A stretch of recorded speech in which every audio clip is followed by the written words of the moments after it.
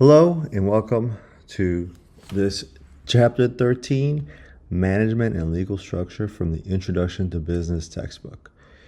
In this presentation, we're going to look at how to create effective organizational charts, the design job responsibilities, and the legal structures of ownership. One of the most important things about a business is, and one of the first things actually that you should be doing when starting a business, is putting the legal structure behind your business. Without a legal structure of your business, it makes it very difficult to open up a bank account, to establish lines of credit should you go to a bank, or be taken into seriousness when you're when you're trying to deal with other partners or make sales. One of the first things that banks usually do, or if you're applying for grants for your business or other things, is that they'll probably ask for your IEN number, your structure of your company. Are you an LLC, C Corp, what type of business you are? And so without that legal structure, it's going to make it very difficult to move forward with your business. One of the two things is that apart from creation your business, like the first thing we'll look at is the management structure. There has to be clear lines of authority.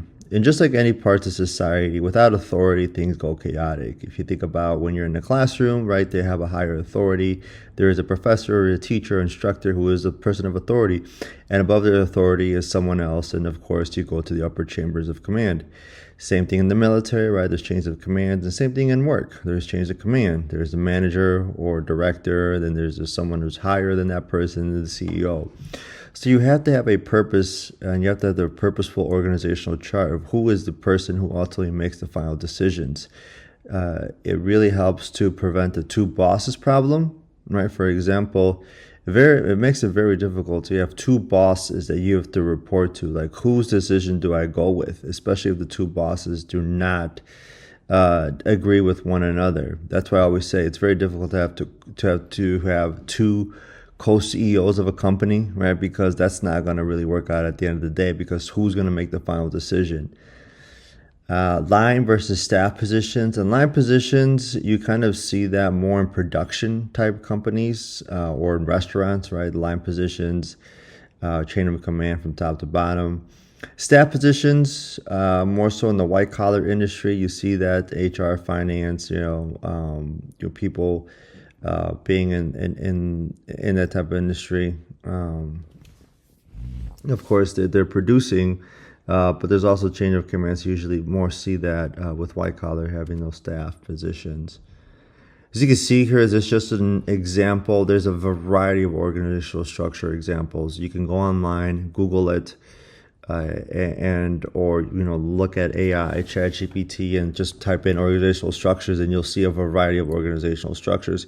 Here's just one, right? At the very top, you have the executive level, whether the president or the CEO of the company, the one who makes ultimate decisions.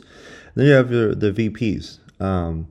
The banks are notorious for having VPs of everything. There's always VPs everywhere, senior VP, and all this. But most companies just have a few VPs, not many. And then, of course, then you have your management level, regional managers, department heads. They're at kind of the very top, but not the ultimate top. And then, of course, you have your supervisory level. That's usually your manager, direct supervisor. Middle management is another word for them, because they're just right in between you and upper management. So, and then, of course, you have your staff workers, right? At the very low at the bottom of the totem pole is your staff level workers. So it's, in terms of chain of command, you always go to your direct supervisor for anything. You would rarely go directly to management level. Usually management level does not deal with staff level. That's why they have the supervisory level there to deal with that kind of things. And the same thing like the executive level, right? The president or the CEO of the company is not going to be dealing directly with staff level on a day-to-day occasion. They just have other things to worry about than dealing with the staff level. Then, because if the president or the CEO of the company had to deal with staff level on a consistent basis, that just means that the management and supervisory level are not doing their jobs. An important thing too is just like when you go apply for a job or you look at the job responsibilities, you have to define the job responsibilities, right? How is this job going to, have a results oriented approach, right? If, like, for example, if you are applying for a sales job, one of the things that you have to make sales, right? It's a results oriented position, so you have to, make sales, make the bottom line. That's just one example. Also have accountability, right? Who does this report to, and of course, it document the job duties in the description. Now, I will say though, there have been times, and probably you've dealt with it yourself, where the description of the job is not what it was when you apply for a job. You look at the job description, you're like, oh, this sounds great. This is something that is right up my alley. You apply for the job, you get the job, then you start working, then you realize the stuff that you're doing is not what was on the job description, or they're asking you to do more than what was on the job description. And that happens. That's happened to me. And I have a lot of times in jobs where you go in thinking one thing and then it's the other. And this is just an example of a sample job description. There's many more. You could just go online and look at job descriptions or jobs available. You could look at their duties, what they do, and the qualifications. Qualifications is important depending on the job that you're doing. Not everybody's going to qualify for certain positions. Certain positions in the job force require specific qualifications or experience in order to do the job. Aligning compensation with ownership goals, right? How am I going to compensate this particular individual? Again, what does the market say that this position should be paid for? Again, low skill wages are going to get paid the low wages because it's, it's a job that can be done by almost anyone. Value-based compensation, right? What's the value bring in, right? Sometimes sales positions are very enticed to performance, right? If you make a particular number of sales, you get bonuses or you get a commission or you get a cut from the sale. So what the value bring in or to it. Executive incentives, right? You see this a lot in major corporations where, if the company met its quarterly goals or yearly goals, the executive gets a large bonuses or more stocks in the company, depending on what type of company it is. So if the performance is great, then the executive gets paid. It's kind of like if you are a big time sports fan, like for example, the National Football League, NFL, right? You've probably seen contracts from your favorite players, like an incentive-based contract, right? They'll get a base salary or base contract of, let's say, $2 million for the year, plus incentives, like if they meet, if they catch the ball, run so many yards, or whatever their incentive is, then they get that bonus at the end of the season. Kind of the same thing for the executives. If they meet if the company performs at a certain rate, they'll get a bonus. Oops. The agent owner problem, that happens at times, right? The owner has its particular goals they want to do. The manager may prioritize job securities and where does an alignment happen? Usually when there is no alignment, when the manager or the low person at the bottom of the totem pole, it doesn't align with what the owner has, or the owner and the manager have different goals, that could be an issue, right? Things can fall through the cracks, things happen, things are not done right, and issues arise. Now that we've looked at the management perspective, let's flip the page over and look at the legal structure options. There are a few ways that you can structure your business. Structure your business just really depends on what type of business you have. One of the easiest types of businesses to structure to have is a limited liability company. It honestly offers a lot of flexibility in terms of ownership, and then of course also flexibility to start. So I would probably look into that one.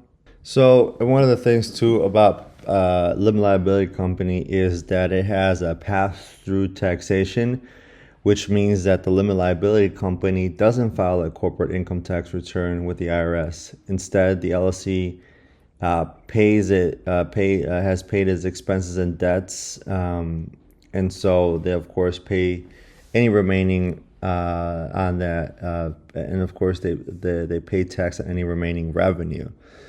So again, limited liability company has its perks, but again, whatever type of structure you want to have, that's up to you, especially the type of business.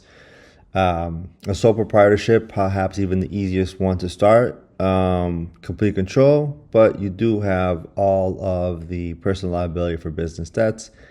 Partnership, that's where you have two or more people, share control.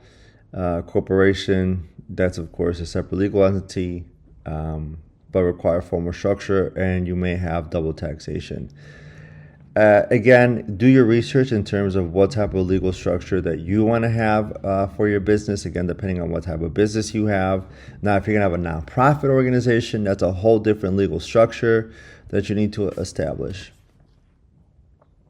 Again, sole proprietorship, again, the simplest business to structure. There's no legal documents required to have.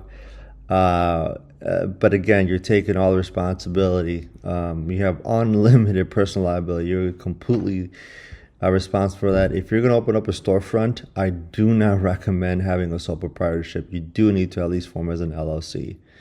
General partnership, again, when two or more people conduct business together without any formal agreement. Again, very difficult to dissolve without an agreement. The person liable for each other's actions. So if your partner does something not smart or not great, then you, of course, you would yourself would face the consequences of their action. And a limited partnership, full liability, only risk in their investment again. And so if you're going to incorporate your structure, this is what I would suggest. I would suggest one of the first things to do when you're going to establish a business is have some form of incorporated business structure. You need to do that first. Once you have your business idea and your business name and it's all good, go structure yourself. Especially if you're going to have a partner involved, it is best to structure the company now while there is no money really coming into the company. Makes it easier, because once the money starts coming in, then it's going to be a little much more difficult, because people are going to start saying, well, I brought in this type of money and I brought in this, and it makes it difficult to, divide the lines as to who put in the most work or not. So again, form it, have that legal structure, and then of course you protect yourself. Corporation types, you have C corporations versus S corporation. C corporation has, subject to corporate income tax, can result in double taxation. S corporation avoids double taxation but has restrictions on the type of shareholders. Main difference being is that C corporations have no restrictions on shareholders. S corporations have limits to 75 shareholders who must be U.S. residents or citizens. Again, limited liability company is perhaps one of the easiest structures to have. It offers a lot of flexibility to start. Again, whatever it is, up to you. That's up to you, right? Make your own decision as to how you want to do that. Look at the liability protection, tax treatment, and capital raising. Especially if you're going to raise capital, like for example, if you're going to go seek funds, raise capital from an investor or from a bank. As you can see here, getting commercial loans or any type of business loans from a bank as a sole proprietor is going to be extremely difficult, if not impossible, to get it, no matter how good your business is.